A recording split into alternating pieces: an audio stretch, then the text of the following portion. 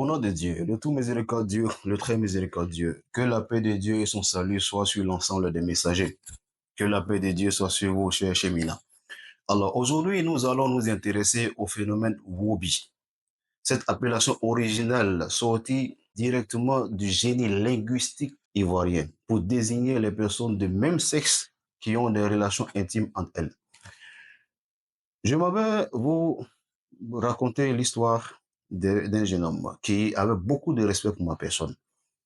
J'ai passé un moment sans le voir et quand je me suis renseigné, on m'a dit qu'il était décédé. Renseignement pris sur la raison de son décès, on m'a laissé savoir que il était de cette orientation sexuelle qu'on appelle le Wobi. Il a eu un rapport avec un touriste qui a détruit son rectum et qui s'est transformé en gangrène qui a détruit sa colonne vertébrale et il en est mort. Alors, cher Chemina, les défenseurs de cette pratique passent par les canaux de défense, comment on appelle, des droits de l'homme, par les médias, pour faire la promotion de cette pratique. Mais en réalité, qu'en est-il des conséquences réelles de cette pratique?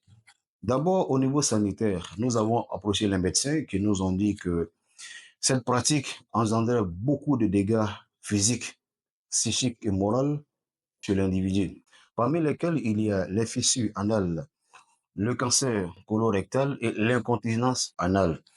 Et il y a bien d'autres conséquences que nous ne pouvons pas énumérer ici. Cependant, j'aimerais attirer l'attention des parents concernant leurs enfants. Il y a un ami dont la servante a attiré l'attention sur le comportement de son enfant à chaque fois qu'il prenait son téléphone pour soi-disant jouer, comment on appelle, à des jeux. Mais en réalité, l'enfant allait sur des sites qui faisaient ces pratiques-là. C'était un jeune homme, un petit garçon de 7 ans. Et l'enfant allait sur ces sites-là. Mais pourquoi est-ce que l'enfant allait sur ces sites? C'est qu'il a entendu ça quelque part. Il a vu ça à la télévision, dans les dessins animés. Il a aussi peut-être entendu à l'école. Et par curiosité, il allait sur ces sites. Donc, en y allant, vous voyez que cela va sembler banal dans son esprit et il va adhérer pleinement à la pratique et arriver à un moment, on ne va plus le maîtriser. C'est pour dire qu'il faut faire attention à ce que les enfants regardent parce que cela peut nous aider à mieux les orienter, comme on appelle, dans la vie. Pourquoi est-ce que nous avons l'obligation de regarder? Nous avons l'obligation de regarder parce que nous avons l'obligation d'éduquer nos enfants. N'est-ce pas que nous les envoyons dans des écoles pour qu'ils puissent s'instruire et réussir demain? Ah, c'est de cette même manière-là, c'est de cette même façon que nous avons aussi l'obligation de regarder ce que les enfants font. Relativement même au rapport intime entre l'homme et son épouse, l'islam interdit la pratique anale. Et le messager va même à dire que parmi les gens que Dieu ne va pas regarder au jour de la résurrection, c'est-à-dire qu'il ne va pas fixer, il y a ceux qui font cette pratique avec leur épouse. Donc c'est pour dire que le croyant même doit faire très attention.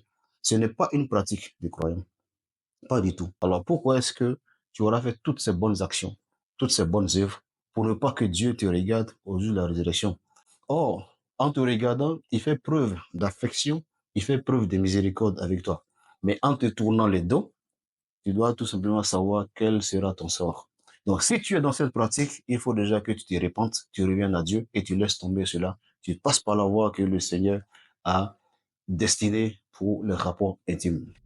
Alors, chers cheminants, lorsque nous cheminons vers Dieu, nous sommes obligés d'adopter un certain nombre de comportements.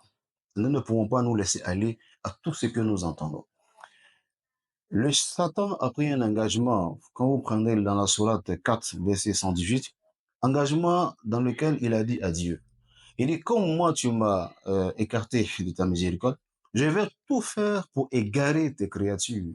Je vais embellir ce que tu as interdit, de sorte qu'ils suivent ça de manière aveugle. Et nous sommes à cette époque. Le messager de l'islam nous enseigne qu'il va arriver un moment où les interdits seront autorisés en procédant simplement au changement de nom.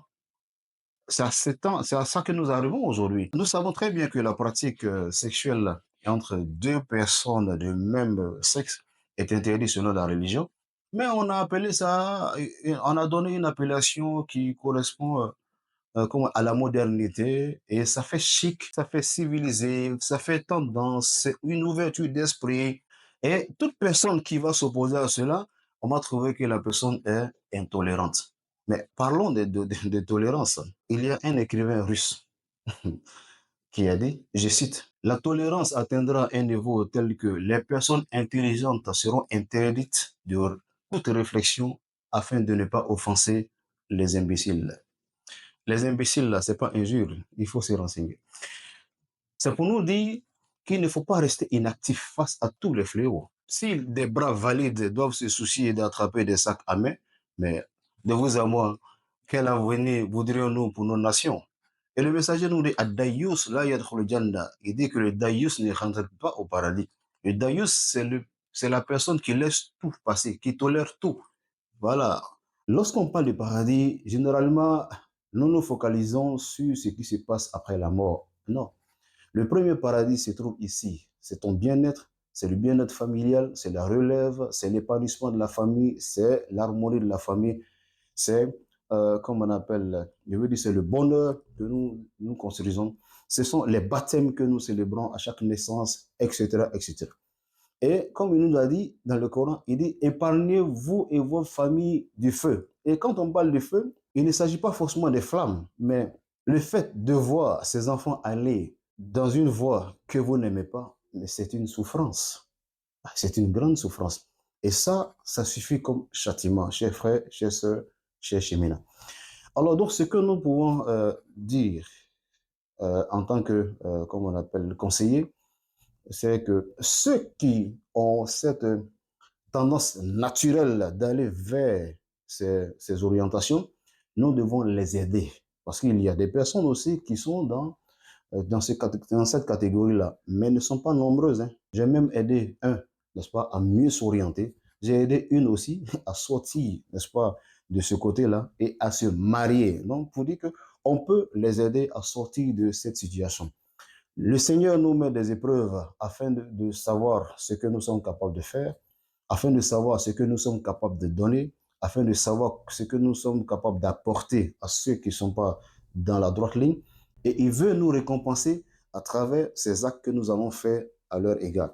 Il faut tout simplement éviter la violence et opter pour des approches qui vont leur faire comprendre la situation et leur permettre de sortir de cette situation de stigmatisation et de réintégrer la voie qui correspond à nos cultures et à nos religions. Sur ce, je vous laisse une petite réflexion. Ce qui est fait pour être frappé émet toujours de bon son tant qu'il est mieux frappé. Mais ce qui n'est pas fait pour recevoir des coups s'abîme à chaque coup donné.